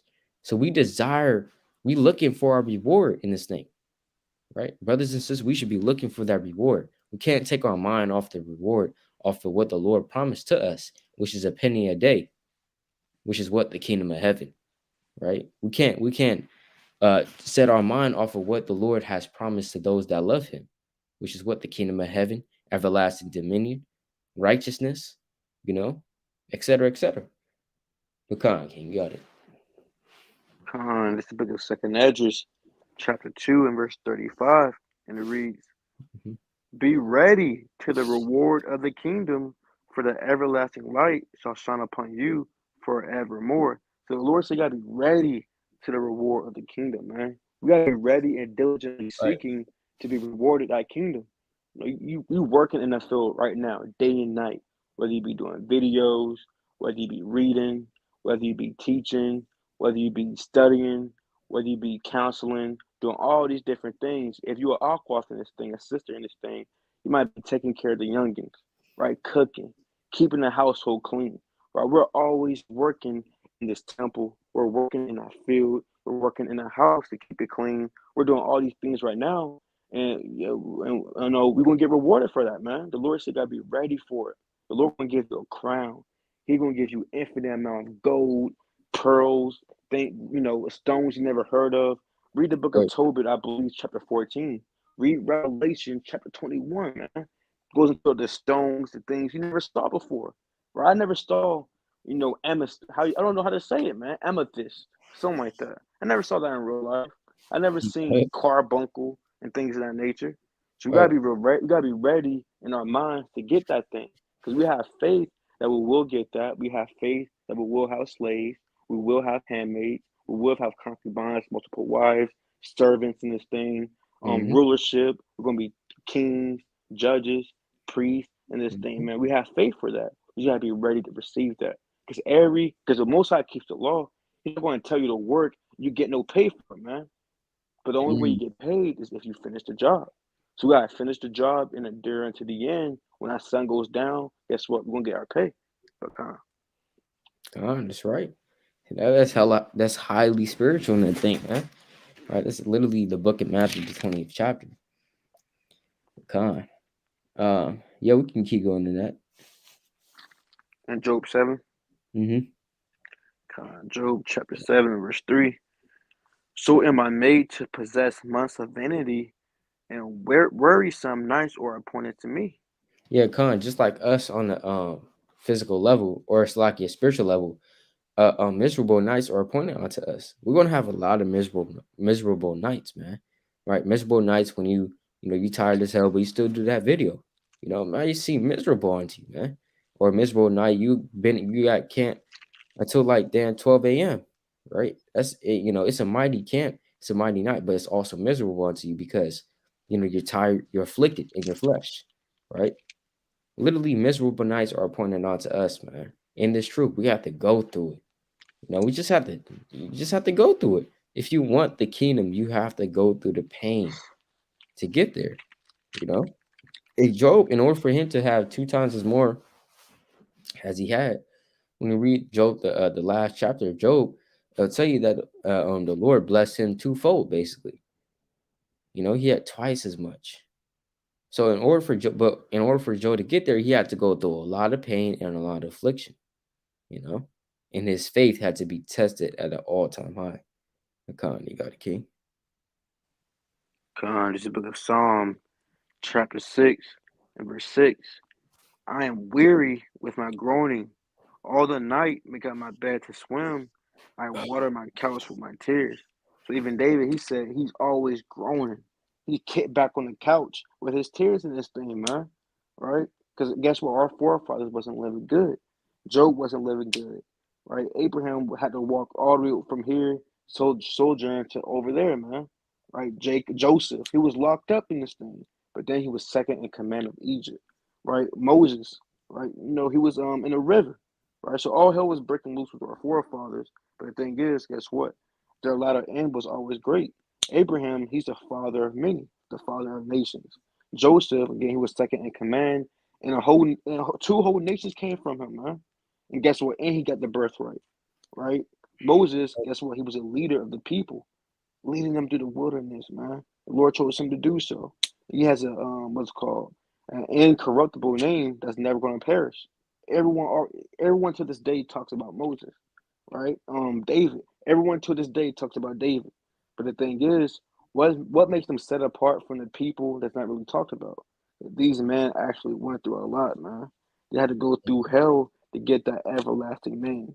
They had to go through hell to get those spiritual riches and the physical riches. They had to go through it, man. That's why their name is always on the earth, no matter what happens. Generations after generations after generations, everyone still talks about Abraham. Everyone still talks about Isaac, Jacob, man, the 12 patriarchs. Everybody still talks about Moses and David. Why? Because they went through hell for it, man. Same thing as us. We have to go Right. through hell to get what? Our what's called double fold in the latter end. What you're Hmm. going through right now is really a blessing in disguise. We just gotta man up and woman up and keep it going. But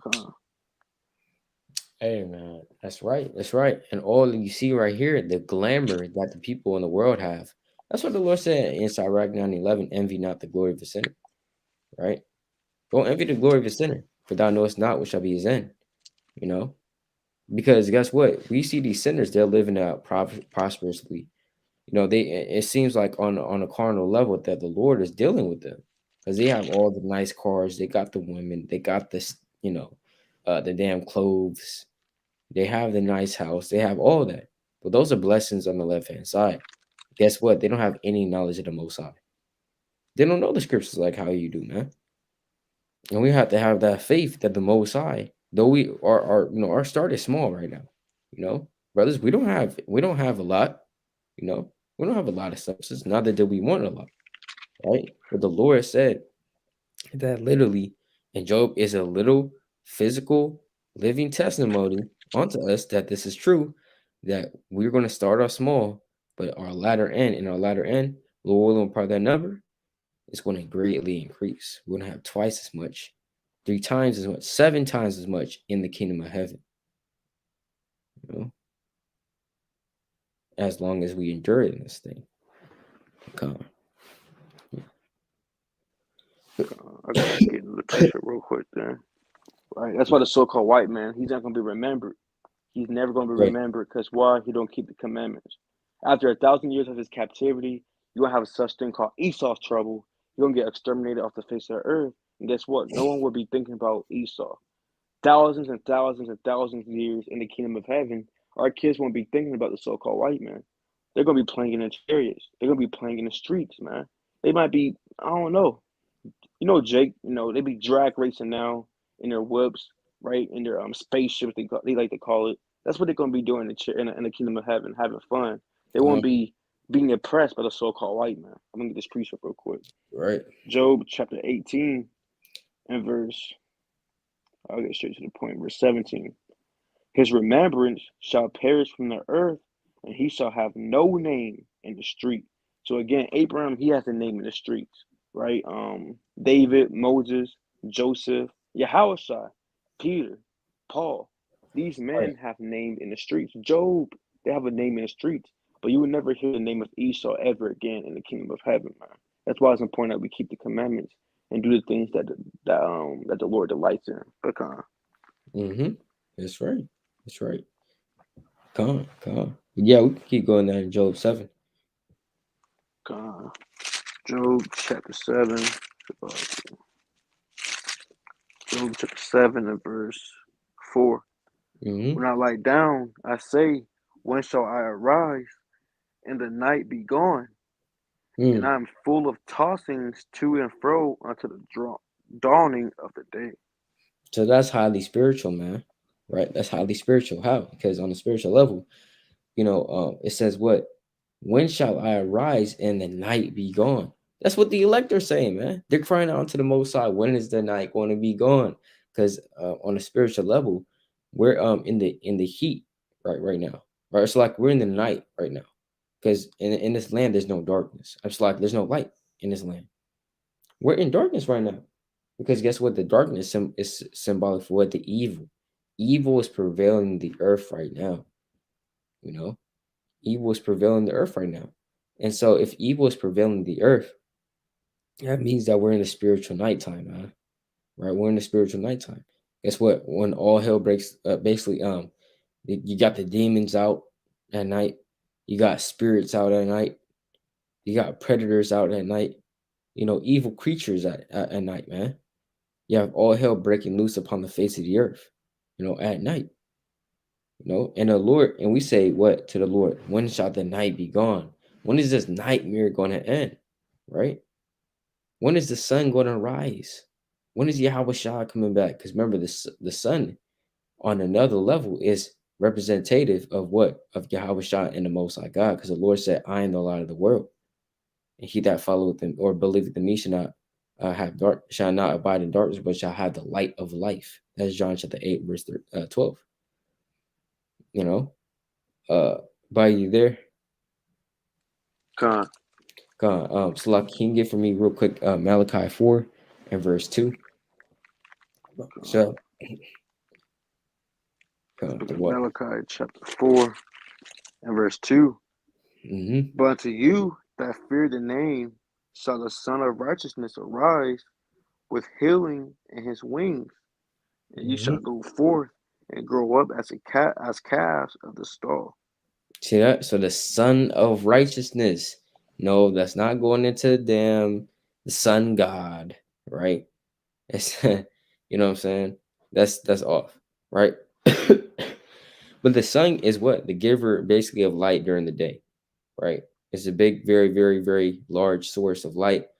And we also know that on a spiritual level, Yahweh Shah is that giver of light, man. So the Son of Righteousness is talking about who Yahweh Shah in that case. So literally, when we say when shall the night be gone, right?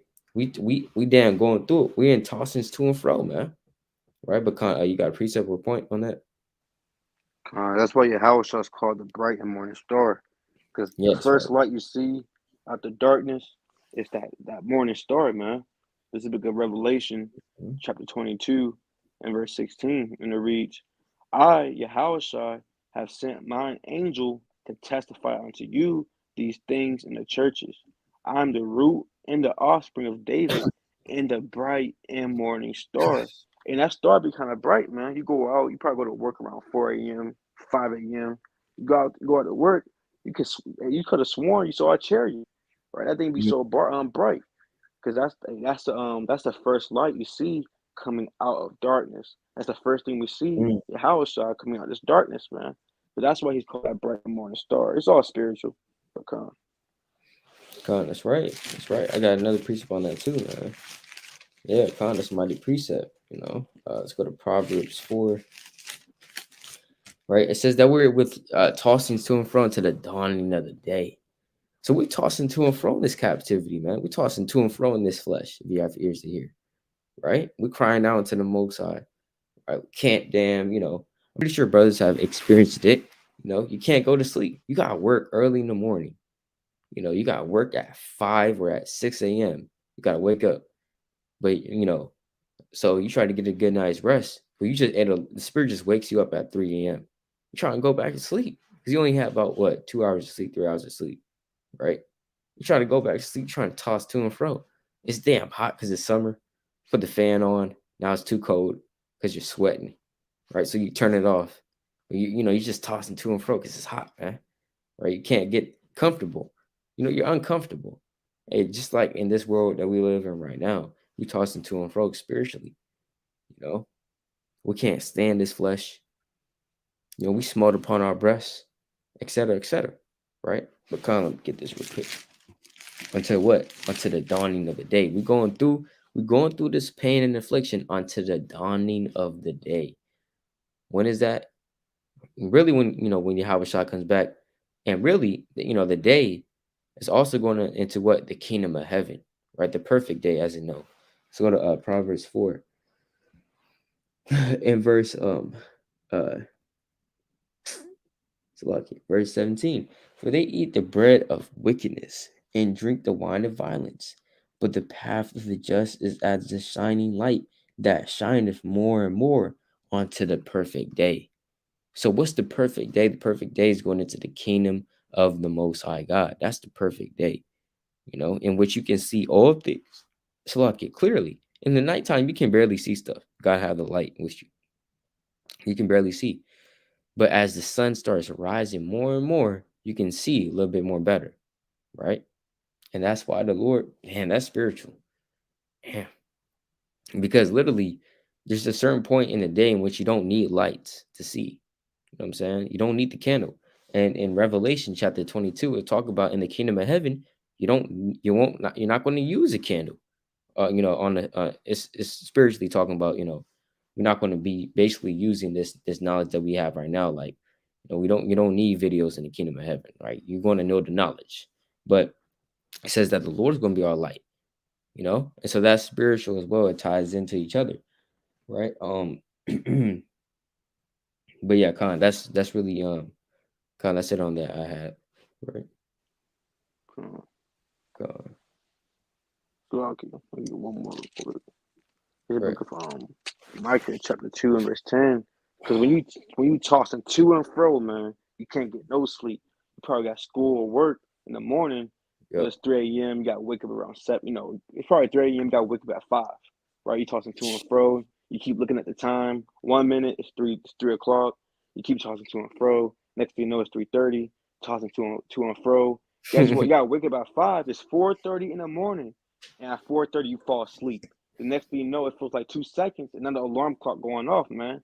Now you Right. waking up, you just want to cry, can't really move because you're so tired, you dead, but you gotta deal with it, right? Con, That's what the Lord said in Micah 2 and 10. Arise ye and depart, for this is not your rest, man. So it's all spiritual, it ties in. This isn't our rest. In this darkness, we're tossing to and fro. We can't get no rest. You gotta pay bills. You get beat up by the so-called white man. Your own people hate you. Your own wife, mhm, bucking up against you, right? You can't get no rest in this thing, tossing to and fro, right? False doctrines coming up. You got to study. You got to read. Hey, all you got to eat. Sometimes, hey, it's a what's it called? It's a burden to eat because you're always you got to go to sleep to wake up for work the next day. You got to make right. your food. You got to prep it. Hey, man, this is not our rest in this thing, man. But come, Con, man. Yep. It's not a rest. We don't get rest in this kingdom, man. Hey, let's go to that real quick in Daniel 7:25. Right. Con.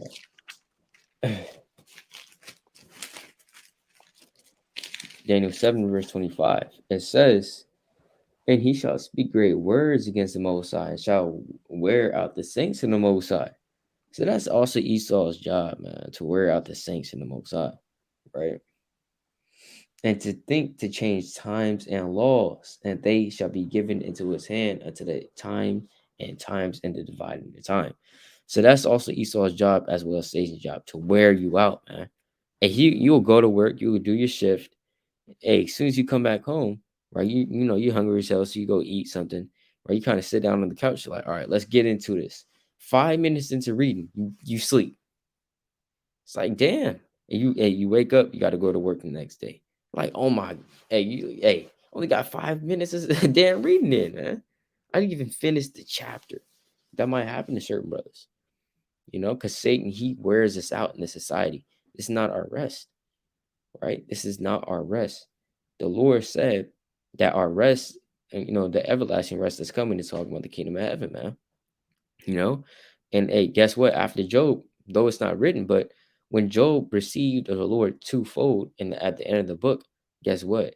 We can be pretty sure that the Lord did not cause him to be afflicted any longer, right? The Lord, he blessed him, because guess what? Job, he showed himself faithful unto the end. So if you do that, the Lord is going to provide for you, and he's not going to suffer you to be moved because you're righteous. That would be unjust to the Lord, you know if he suffered you to be moved and destroyed you without cause. Because the Lord, out of his own lips, and we also know that the Lord, he doesn't backtrack on his word. The Lord said that, say ye to the righteous that it shall be well with him, that he shall eat the fruit of his doings. That's what the Lord said about the righteous. The Lord said that the righteous is, the kingdom is prepared for you. Watch. He said that to the righteous. The Lord has promised many things to the righteous. He's not just going to throw that away. You know what I'm saying? He's not going to throw away those promises. Else the Lord will be unjust. And we know that the Lord is not unjust, right? Come you got it. on, yeah, right. All praise to the Most High. So, real quick, I want to go, real quick. I had something else as well. Job chapter 8 and verse 5, right? Um, let's get that real quick. Trying to read that Job one. chapter 8 and verse 5.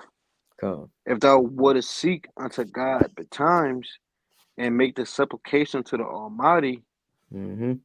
if thou wert pure and upright, surely now he will awake for thee, and make the habitation of thy righteousness prosperous.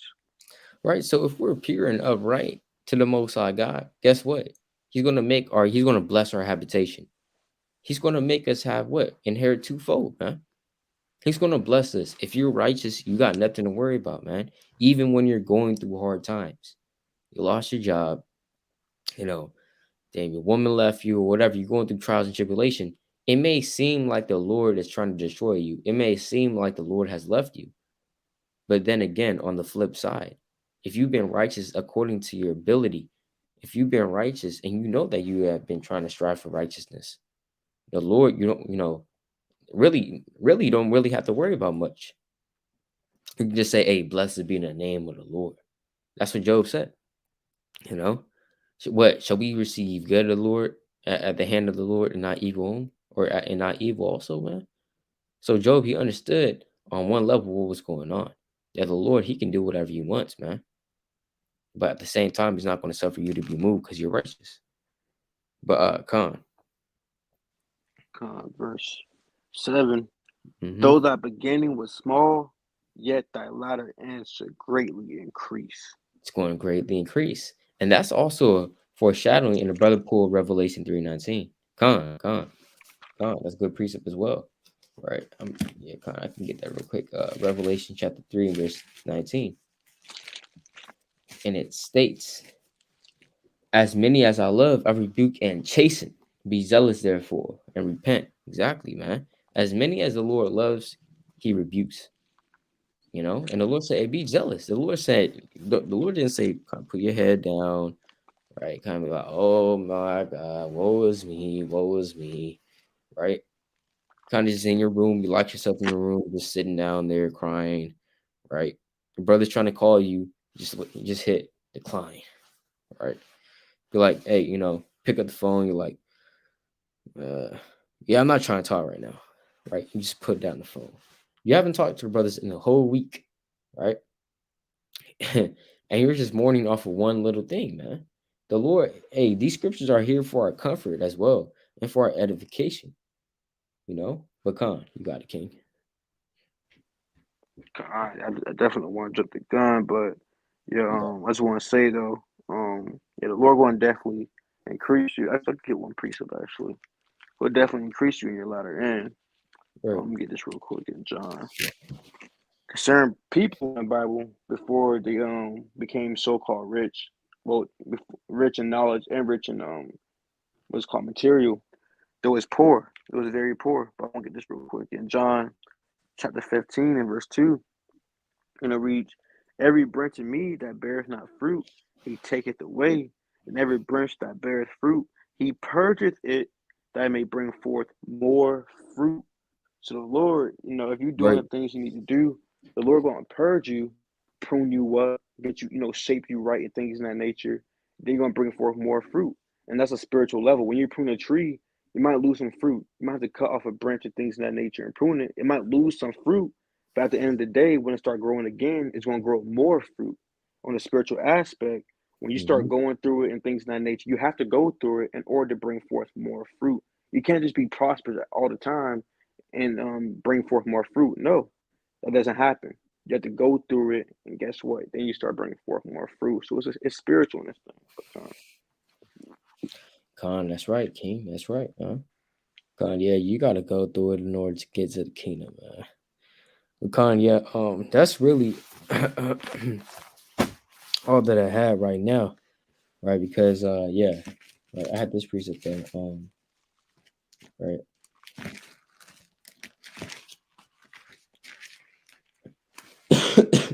Oh yeah, Khan, Psalm chapter 126.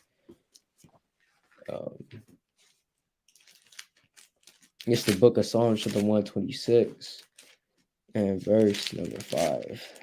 It says, they that sow in tears shall reap in joy. See that? So those that sowing in tears, man, right? You weeping, you know what I'm saying? You going through it, you're crying unto the Lord, but you're sowing in tears, right? You're gonna reap in joy. So you're gonna get the fruit of your labor in joy. You're gonna, that's literally laugh now, or so like you cry now, laugh later. Verse 6. He that goeth forth and weepeth, bearing precious seed, shall doubtless come again with rejoicing, bringing his sheaves with him. See that? So you want to bring your sheaves with you, right? And be rejoicing in that day. You don't want to rejoice now and be crying when all hell breaks loose. You want to be crying right now and rejoicing when all hell breaks loose, right? You want to be crying right now, going through affliction right now, you know, and laugh in the kingdom of heaven, while others be sorrowful. Pecan, got the king. Come on, this verse right here in Job chapter 42 and verse 10. And it reads, And the Lord turned the captivity of Job when he prayed for Mm. his friends. Also, the Lord gave Job twice as much as he had before. So the Lord said he turned away the captivity. Because when you're going through affliction, you're in captivity. You're in Right, captivity and subject and going through all hell breaking loose, man. You think it's a strange thing. A lot of people think it's a coincidence when something happens. You probably spilled coffee on your white shoes. Right now it's stained. Your Air Force is all stained up. You can't wear it no more. Next thing you know, you rip your chain breaks, man.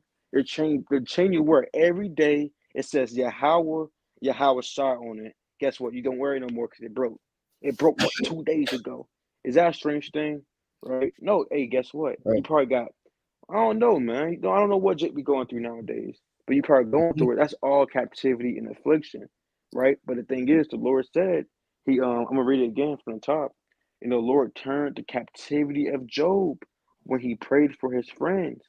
Also, the Lord gave Job twice as much as he had before. So the Lord can turn Right, away that captivity. Now all of a sudden you're being prosperous in your ways. You're doing better. You're getting blessings on top of blessings on top of blessings. Life is so called getting better. And it says that uh, that the Lord gave Job twice as much as he had before. What the brother was saying before, he probably had a 12-car garage. All praises, that'll do as well. But guess what? right, Now you got a 24-car garage, man. Right? It's all better than the ones you had. So the Lord can double that, triple that, quadruple that, and the list goes on and on and on. But right. It's easy on the in the side of the Lord to make a poor man rich, man. Right. con, Come on, that's right. He can make you rich. He can make you poor at a moment's instance. You know. But yeah. That's the power, omnipotency of the Most High. Yeah, we can bring our closing precepts now. yeah, I'm gonna bring that precept out. I like that precept. That's a spirit. Mm, that's great. If I can find it. Let me see here. Do you know where I forgot where that thing is located inside, right? Oh, I Uh, believe that's Iraq 2111. you said 21. Mm-hmm. Oh, Salaki, no. 22. Wait, Salaki, hold on. Damn, Salaki. I just read it though. I don't know. It's at the drop of a dime though. That's what I mean. Oh, there we Right. go. I found it. Okay, come on. Sirach chapter 11, and Mm, in yeah. verse 21, and it reads, Uh, "Marvel not at the works of sinners, but trust in the Lord and abide in thy labor, for it is an easy thing in the sight of the Lord on the sudden to make a poor man rich." It says on the sudden. Jake be saying at the drop of a dime, at the snap of a finger. The Lord said on the sudden to make a poor man rich, man. Look what mhm. happened with Job. Even when you go to David, I'm going to one precept. I love this precept right here. I love when it talks about how our forefathers wasn't as rich, man, because the Lord He deals with the poor. But this is the Right. book of First Samuel, chapter 18, and verse 23, and reads, "And Saul's servant spake those words in the ears of David, and David said, Seemeth it to you a light thing to be a king's son-in-law, seeing that I am a poor man and lightly esteemed." But look what happened to David. It says on the sudden, man. Guess what? Now he was Mm, rich, one of the richest people ever, man. But That's right. I got a precept for that too. And this could be my closing as well. It's the book of Genesis, chapter 26, and verse number 12. Then Isaac sold in that land. That's what we're doing right now. We sowing in the land. Right? Shalom, Shabbat Shalom. Right? Shabbat Shalom. Shabbat Shalom. Khan. And so, Isaac, he was sown in the land, right? And received in the same year an hundredfold. So he received in that same year, bro, a hundredfold. Man. The Lord blessed with a hundredfold.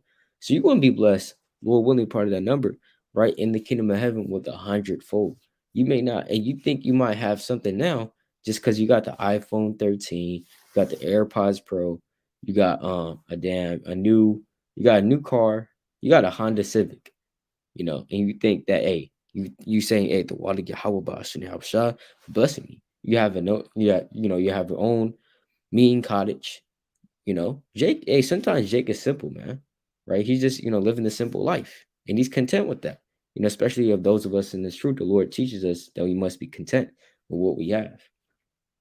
But literally, if you think you got something right now, hey, guess what? In the kingdom of heaven, you're gonna have a hundredfold as long as you keep sowing in this thing. Verse 13. Let's log it. It says, and the Lord blessed him.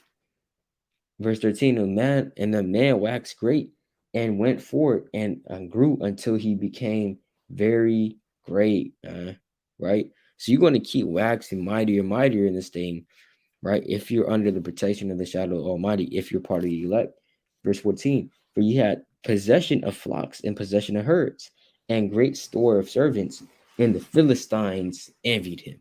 See that? In the kingdom of heaven, you're going to have all this stuff. You're going to have all the cattle, you're going to have all the chariots, you're going to have handmaids, servants, right? And guess what? The Philistines, which could also represent what? On a spiritual level, These heathen, they're going to envy you. That's what the Lord said that they're going to do in the book of Second Esdras.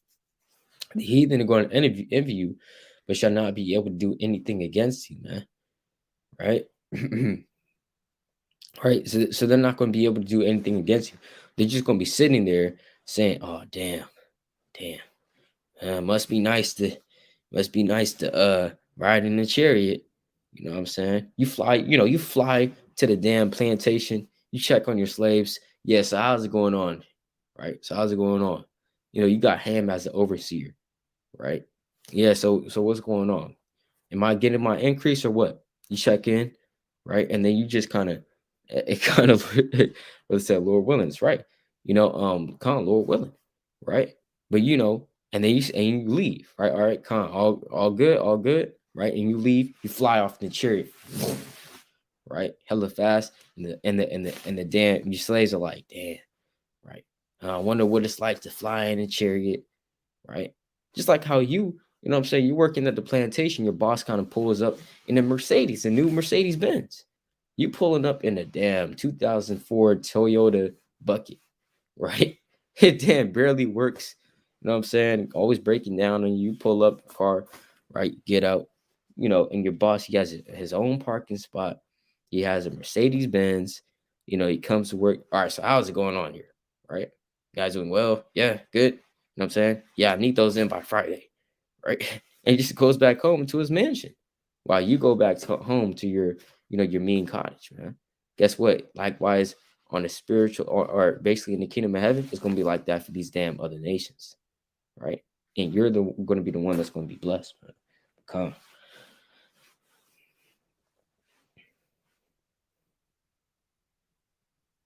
come. You there, King? Okay, that's it. Come. All right, come. All praise to the Most High, man. So, Lord willing, this is edifying. This is going into, thou shalt be increased in that latter end. Salaki on my part, kind of feeling under the weather to the spirit, so couldn't really touch on everything that have the video done decent in order. But hey man, it's all through the spirit of the Lord. So Khan, Lord willing, this was edifying though. This brother Gash Allah Brother Abaya, Khan, give him the course all on the will and praise unto Yahweh Shema Mashak Laki Shah. Kwam Yash Allah and Shabbat Shalom. Shabbat Shalom. Khan.